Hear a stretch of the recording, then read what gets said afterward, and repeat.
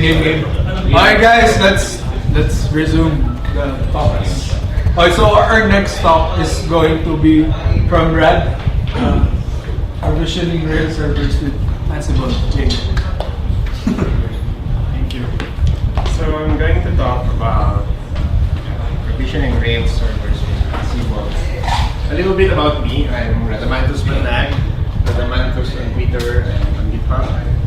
I work for Engineer and I troubleshoot stuff like clients provisioning the Rails servers every day. But we don't use Ansible over there. So I'm going to talk about common tasks in provisioning a Rails server and Ansible, what it is, concepts, and my Ansible Rails playbook, which I released just this morning, and thoughts and lighting. So you have a new server and you're going to set up Rails on it. Easy. What to do? Get the latest OS packages, disable all ports, harden system control settings, add your SSH keys, disable root SSH, and you're not yet done. You need to install Ruby, so you add the right Mox PPA, install Ruby, install Thunder. There's some more. Add the Postgres PPA, create the deploy Postgres user, create the database YAML with a password, create the app database, and there's more. Add the Nginx PPA, install Nginx, remove the default site, create your Nginx config. There's more. If you're using Puma, install the Puma gem, add Puma to etc initd, prepare the Puma directory, create the Puma.conf app, and add Puma to Monit, and yeah, so that's it, more or less. So at the end of all those steps, you'll have a running Rails server. So easy, right? In the old days, this is how we set up Rails. You have this. Step 1, do this. Run this command, and this is what this command will do, and then this is what you should see if you run this command. Then next, run this. So there are many. If you look, just search for Rails, Nginx, Ubuntu, you'll find several Google pages worth of stuff like this. But that's one way of doing it. Another way is Docker, as Nestor demonstrated earlier.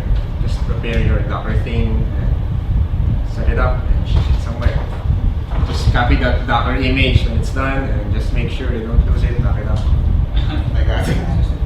So another way is using provisioning tools like Puppet, Chef, and Ansible. So I personally prefer Ansible simply because the documentation is easier to navigate. I use Chef at work, but I like using this on my personal projects. So what is Ansible? I'll start by showing you in action. Ansible in action. So, okay, just a little bit of talk. I'll create a DigitalOcean droplet. Save demo. Ubuntu. Add my SSH key, and there. So Ansible, like Chef and Puppet, is a DSL for configuring a server, or for running a set of commands in a remote server or in multiple servers. So instead of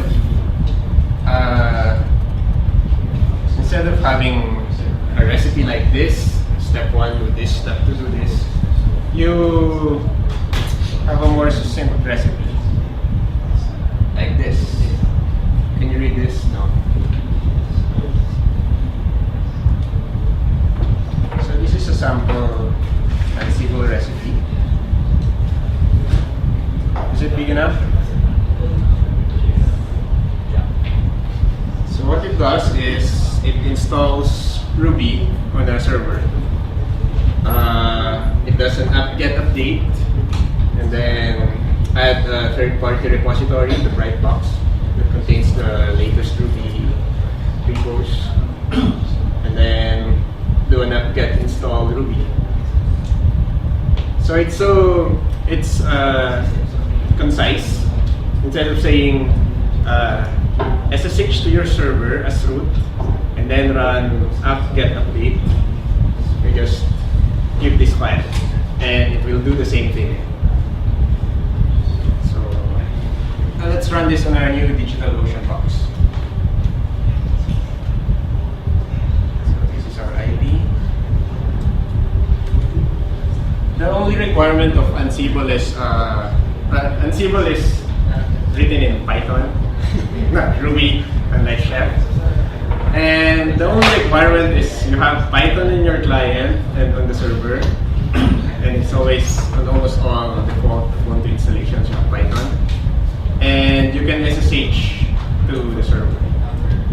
So let's try that. Let's SSH to our new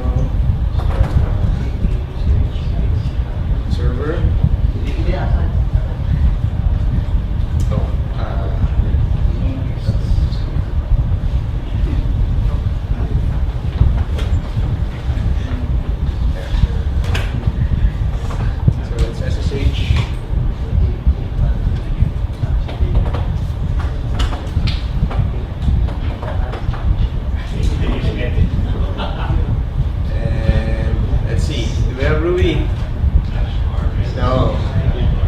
Ruby.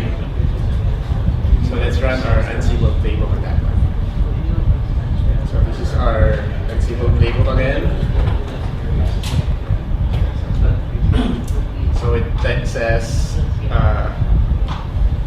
run this playbook on, let's read it again. Run this playbook on the demo host, log in as remote user, and then perform these tasks. One at a time, from the top. Update the cache, run apt-get update, install Python PyCurl. We need that to install a third-party repository. Then add the Brightbox repository, and then do an apt-get update again, and then install Ruby Python. So let's run it.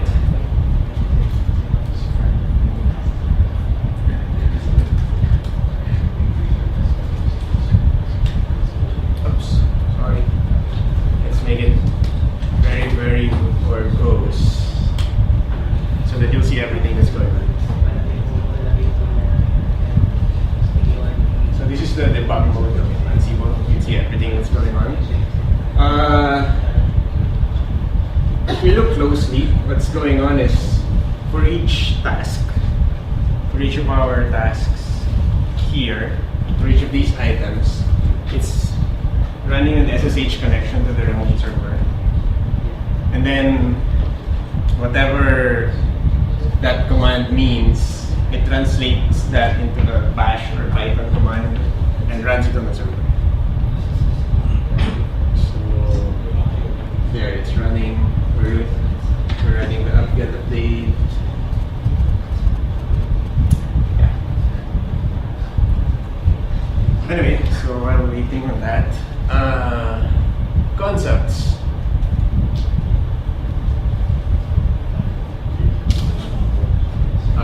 So I talk about hosts. Ansible has this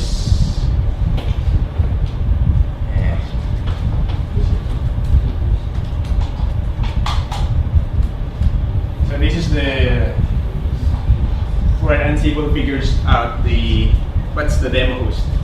When you say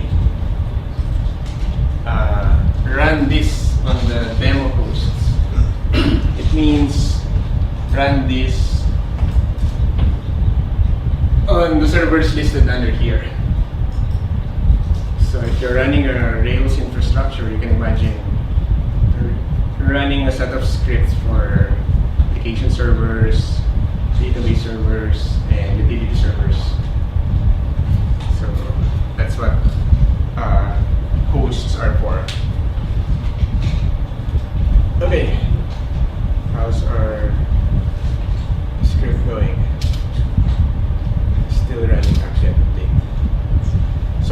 Are you guys familiar with Chef or Puppet? So these things are, what's the property? Idempotent. You can run the command, and if something is already, say, install Ruby. If Ruby is already installed, it's safe to always run that playbook. It will just skip the step. So same with Ansible. It will show you if it changed something, yellow, green if it did not do anything, and red if it failed. Oh, it failed. There's the red. I don't know what happened.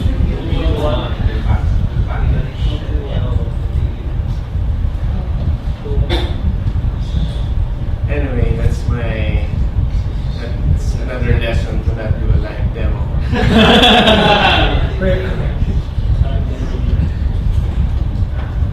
I'll just proceed. So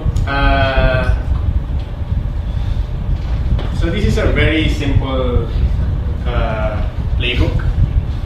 You're probably thinking, I don't need a playbook for this. I have it in my mind. Yes, for simple stuff like installing just Ruby. But if you're installing a complete Rails infrastructure, install Postgres on these machines, install Nginx on these machines, install Ruby on these machines, install Puma here. You want that thing on a playbook. Fortunately, I'm a good guy and I have it here. Playbooks. Yeah. So let's open this thing.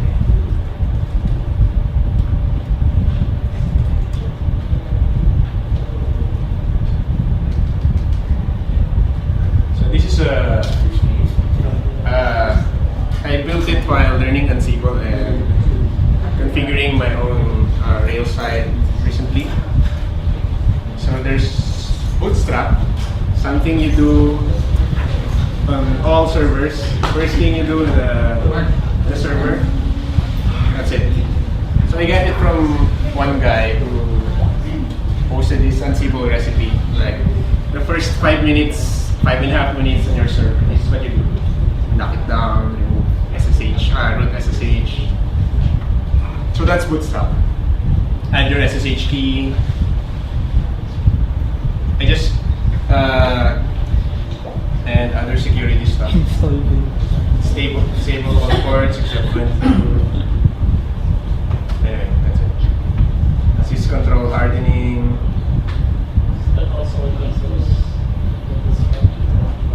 Yeah. And then there's this. So you run Bootstrap and then you run Site. Site will run. It will run the common stuff like apt-get, update, OpenSSL, and then DB for your database servers, and then web for your web servers. So if you're running just one single server, you run DB and web on the same machine. So you probably noticed something bad here. I'm using my password. I'm still figuring this out. So please give me pointers. So I mentioned hosts. Ansible also has a concept called roles. So those are also DB, web. Yeah. So I have 3 roles here: common, web, and DB. So another common thing you do when configuring a server is upload this file and put it in this directory. So Chef has something like that, and Ansible also has it. So you put your file within the recipe, and then you can just copy that as is. So this is the part where we have this monit RC recipe file, and within our playbook, we have this line that copies that monit RC to etc monit.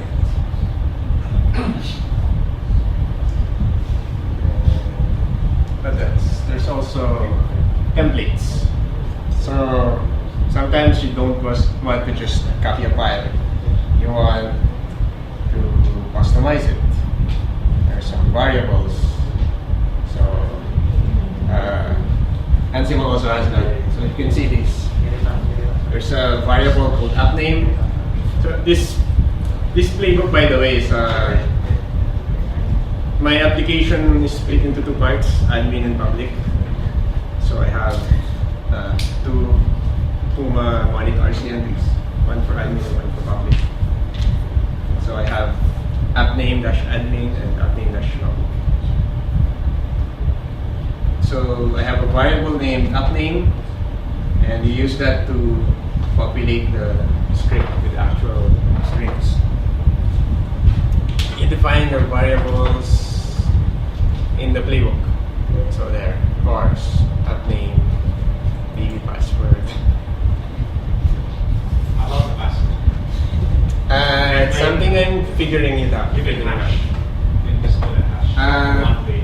I think you should generate it within the script itself, and then use it as a variable. I'm sure it's possible in Ansible. I just don't know how yet. So you don't store the hash.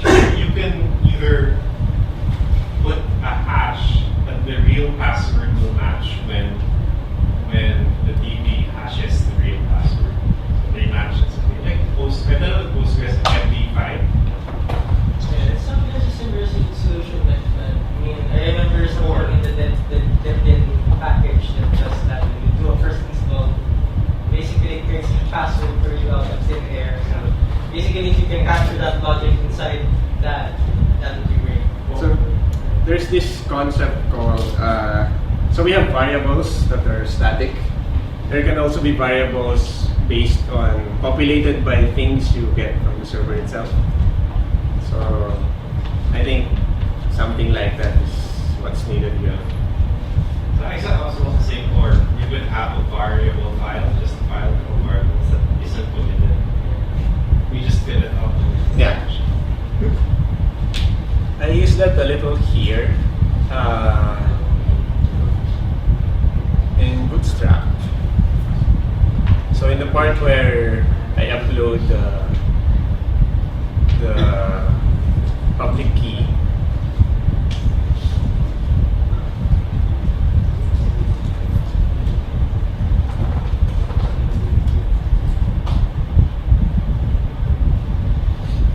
here, I just copy, no, not this one, sorry. I can't find it.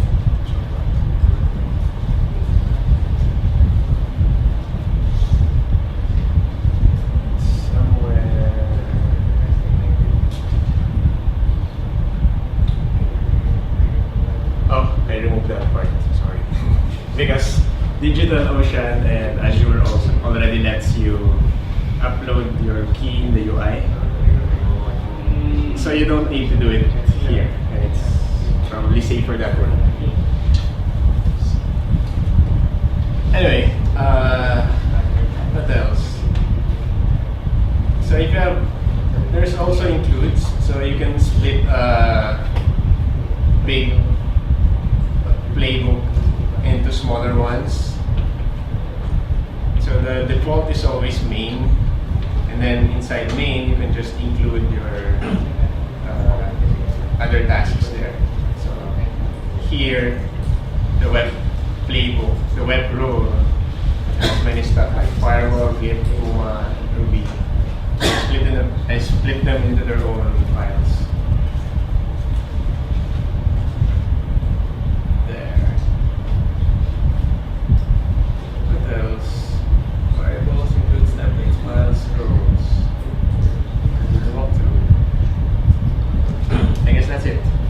One more thing, after I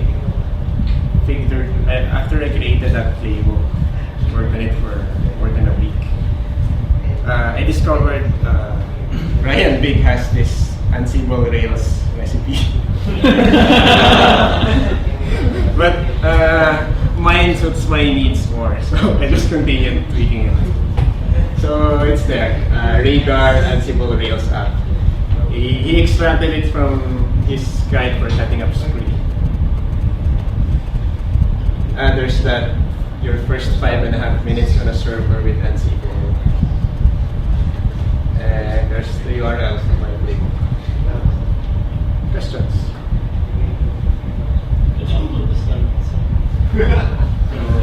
Of course. So I played around with Chef and I didn't like it.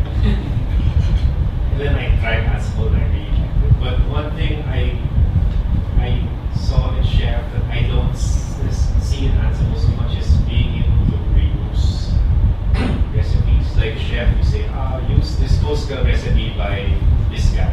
Use this, I don't know, RBM recipe by Ralph. Does Ansible have that kind of The Ansible creator thinks that's the wrong approach. That's why he's that's not part of the Ansible culture. So instead of creating entire shareable playbooks like what I just shared,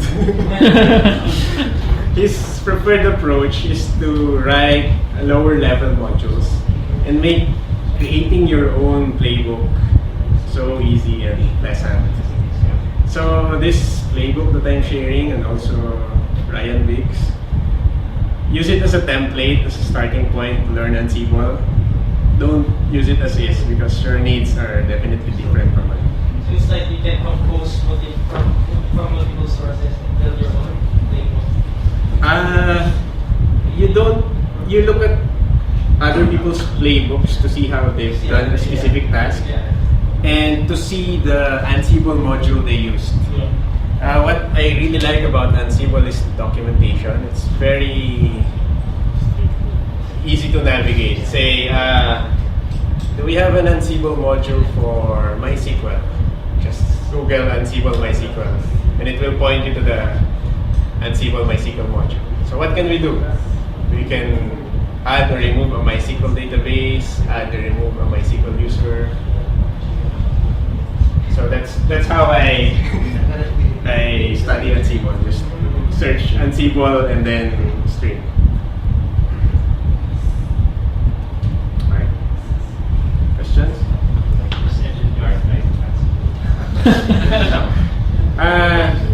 One thing, so I also started playing with Chef a long time ago and I found it very, very hard to learn. And I played with Ansible on my own, even if on my work I have to deal with Chef. What I noticed was I understood Chef easier. After playing with Ansible, rules, templates, variables. And then, we have the same thing in Chef. So, it's okay. Questions? That's just one component of Ansible, I'm sure.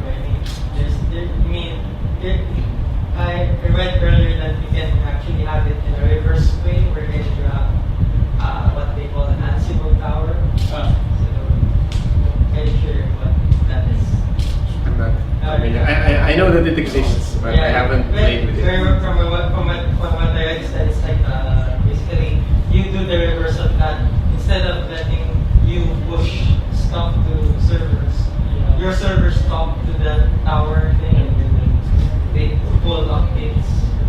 So this is like Chef server. It's almost like I'm not too sure. It's just very awesome. I guess. So in Chef there's Chef Solo and Chef server. So I guess Ansible Tower is like Chef server, and what I showed this is like Chef Solo. I think that if you have 10 machines or more, then you probably want to use that's faster. By then you're probably not willing to pay for it. Because it's a big. So for like people on AWS, right?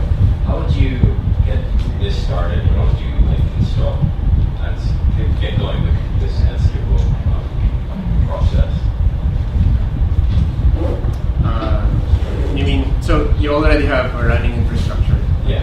and it wasn't I written mean, in let's say you Ansible. need to start from scratch, what would you need to do to get going with Ansible? Or would you need to have install this something first in EC2 and then create the recipes there? No. You can, the way I used it is everything is local, and then I just have a remote machine, and I use, instead of configuring that machine by SSHing into it and running commands, everything is in my Ansible. So I guess that's how you use it. If you already have a running server, that's not, so you have your server is like this, set up this way. Like you have an entire storybook on how to set up a server. You can start with Ansible, of course, on new servers, and also on new tasks. Say, let's start with Nginx. Let's start with uploading Nginx config files. You can start with, instead of going directly to the server and running those commands and then documenting what you ran, start with writing the Ansible script and then running it, and of course test on a staging server first. I share. So I found that besides automating the deployment, I like something, a server provisioning tool, because you can commit it and you know why things are there and who did it if you want to ask the person, because I've been on projects where people just change the server and no one knows what these config files do, and they're not working there anymore, so no one wants to remove it.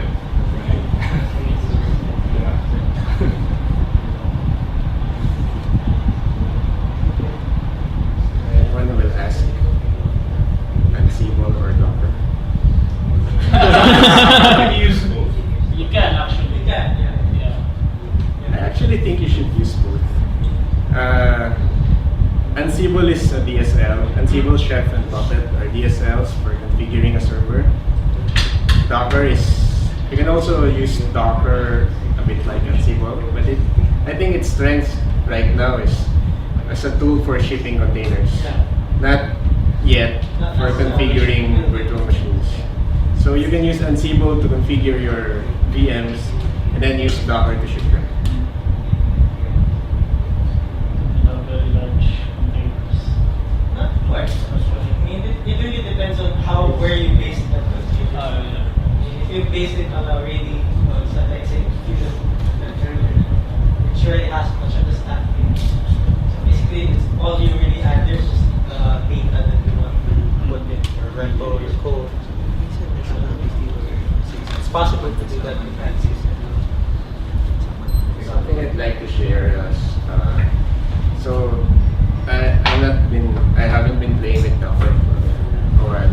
All the little kids are playing with it. Partly because I've been staying away from VirtualBox for quite some time now because of our ISPs. So every time I want a virtual machine, I just spin up a DigitalOcean, play with it, and then when I'm done, destroy it. So I'm always under $5 a month. I have a PM update, takes just a few minutes. Anyway, any more questions? There's something I'd like to share. The reason I did this talk, and it's partly because Terence asked me. I'm his second option after editor. Again? And also because when I was playing with Ansible, I had this urge that, oh, this is so fun, I have to share this that I played with. And it's very much like Rails when I encountered it back in the old days of Rails 1.1. I noticed that many of the younger people in the community are sometimes afraid to ask questions or talk about stuff because they think they might be asking stupid questions. Hopefully not. Hopefully I'm wrong, but I just have that feeling. I remember back in 2008, in the early front meetups, we had these talks about debugger. Very mundane stuff that tinatanong ka ba yun? Parang naman pero we were all stupid together. And we were all sharing our stupidities. That's why Nestor and I are sharing our stupid work. You guys should do the same. Don't be afraid to share your stupid stuff. That's it. Question. Is there any API for Ansible for Ruby? Because, for example, if I wanted to create a web app that I could manage this Ansible and just automate everything. And for example, I wanted to use this playbook on this machine. I just RX CMS to deploy or to use Ansible on a certain machine. Is there some kind of an API for Ruby since it's written in Python? I'm saying here an example of Ansible++, but I haven't really seen some Ruby stuff. I'm not aware of such a thing, but you've seen how to run a playbook. It's Ansible playbook and then filing. So you can certainly wrap that in a Ruby wrapper. It's a good exercise for making a gem.